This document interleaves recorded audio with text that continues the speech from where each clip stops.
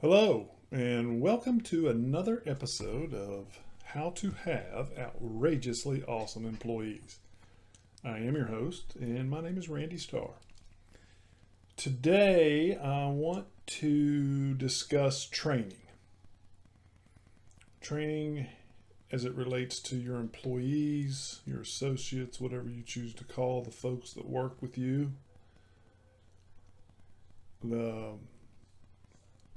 How training affects your performance, how it affects the engagement that they have with your company and yourself, and what the lack of training can do. So I'm going to do that hopefully by discussing something that I experienced here just recently. That was a couple nights ago. I needed some newspaper. I was doing some arts and crafts things with my daughter, and we needed newspaper. So we don't get the newspaper because we don't read the newspaper. So I had to go out to get a newspaper.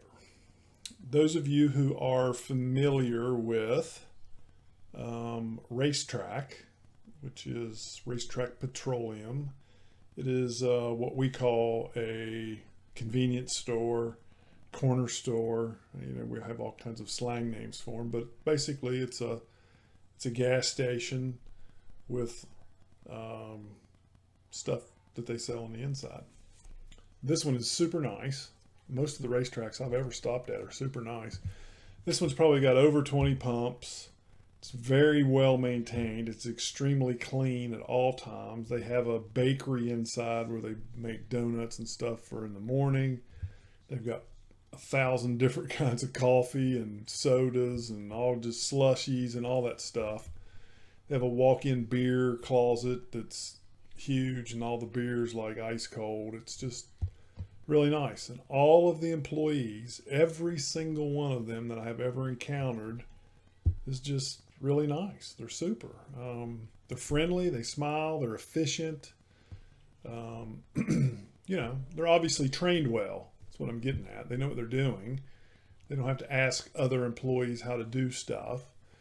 You can't tell the employees from the managers. In fact, I still don't know which one of them is a manager or at least a shift leader because they're all really good at what they do. So I'm going to run down to Racetrack and run in and grab a newspaper and come back to finish my arts and crafts with my daughter. So I pull up at Racetrack, and one of the employees that works at the racetrack, who was obviously an employee because of what he was wearing, but also because I had recognized him from being in there before, came up to me before I could get out of my car and said, "Sir, we're closed right now." And you got to remember, they're open 24/7. We're in a process of doing a systems update. So, and I didn't ask questions, but I'm assuming the cash register system, inventory system, whatever it is, POS, was getting updated. Therefore, they couldn't ring you up. So why be open? And like I said, it was late at night, and I believe it was on a Sunday night or a Monday night, whatever. It wasn't busy. And I said, "Oh, okay, cool. Thank you very much." And he goes, "We'll be open in a little while if you want to come back." And I said, "No, I just need to get a newspaper." And he said, "Well, you could go across the street." And he goes, "No, wait a minute. Walgreens is closed." He said, "And Publix is closed," which is a grocery store. He said, "There's a CVS down on 60th that is open, and they'll have a newspaper for you, I'm sure." Which was above and beyond. I mean, first of all, he's outside meeting people, not just me, but everybody that pulled up, to tell them, "Hey, we're not open. Sorry for the inconvenience, but don't get out of your car and come and bang on the door and waste even more of your time," which I thought was phenomenal. So I drive away. On my way down to the CVS, which is a drugstore, like a Walgreens. And here in Florida, it's like there's a CVS on one corner, and right across the street there's a Walgreens. And I don't know if it's like that where you live, but here it's ridiculous.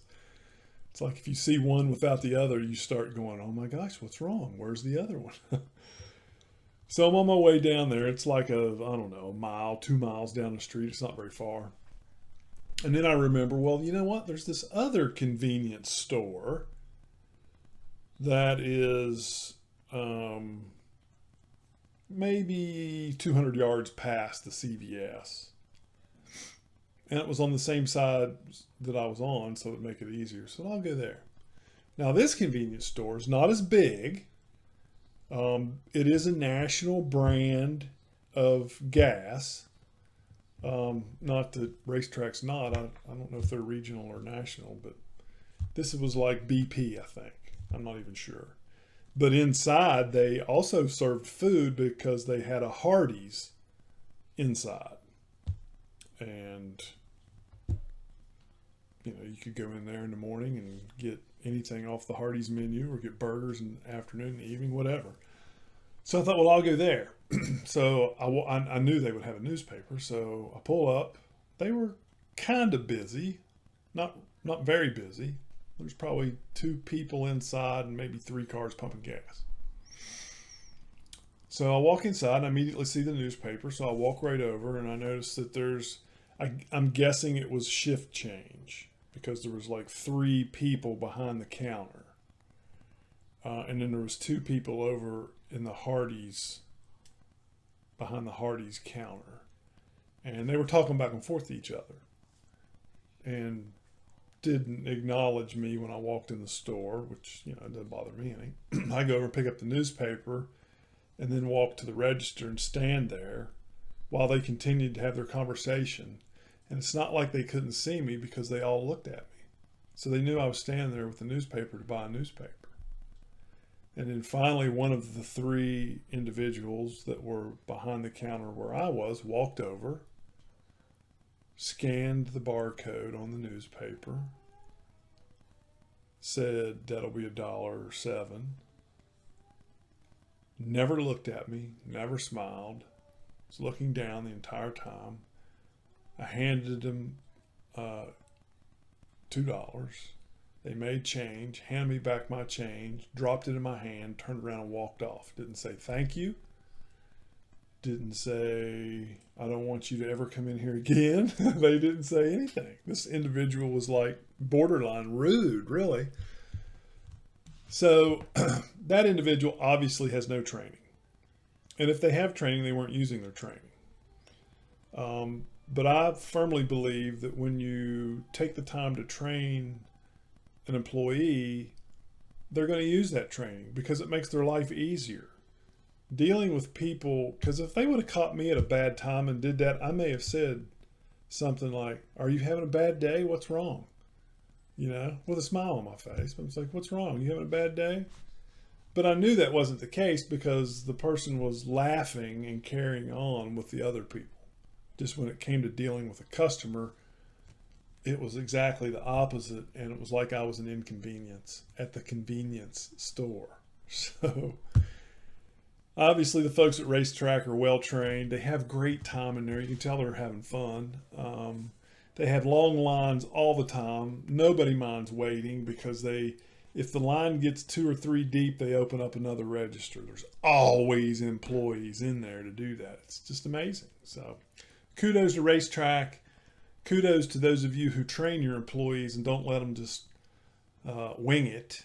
Give them a system. Give them some training. Give them something to do. They'll enjoy it. Their jobs will be better. Your customers will appreciate it. And your employee engagement scores, if you actually do surveys, will grow. All right, so that's it for today. As usual, we like to keep these things under 10 minutes, and I'm approaching that rapidly. If you have any questions you would like to ask about employee engagement, you can contact me through the website, www.5engagement.com, 5starengagement.com. You can send me an email at randy@5starengagement.com, or you can text me or call me at area code 352-304-0655. Hope you have a great day And don't forget your employees. Thank you. Bye now.